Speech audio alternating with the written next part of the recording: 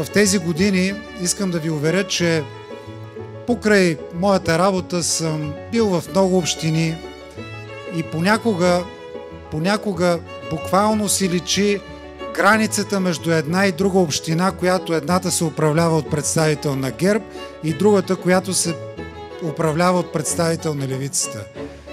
Там, където управляват социалисти, на първо място се поставят реалните проблеми на хората.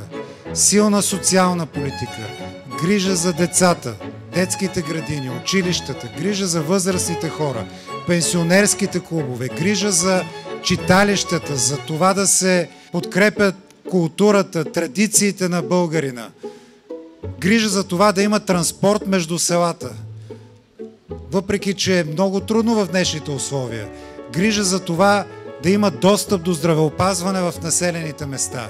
И минаваш в съседната община, която се управлява от кмет на ГЕРБ, и какво виждаме там? Липса на връзки между селата и между селата и общинския център. Изоставени села на произвола на съдбата и хора, които нямат абсолютно никакъв достъп до здравеопазване, до здравни грижи. Виждаш не малко пари, които са влезли в тази община, но се питаш къде са отишли. Най-често те отиват за проекти, в които една голяма част от средствата се отклоняват в посока близки до местната власт фирми и фирми, които след това се отчитат. След това с тези пари си купуват поредните избори. И ние искаме да сложим край на това.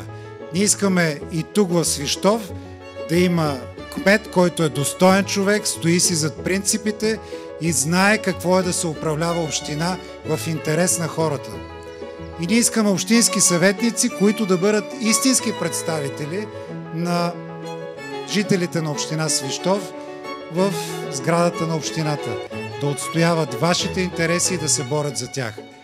И да ви уверя, че ние всички сме един голям екип. Народни представители, общински съветници, кметове. Ние имаме общи цели, обща задача, която може би можем да обобщим в слогана, който сме избрали за тази кампания, а именно за по-добър живот. Купуването и продаването на гласове е престъпление.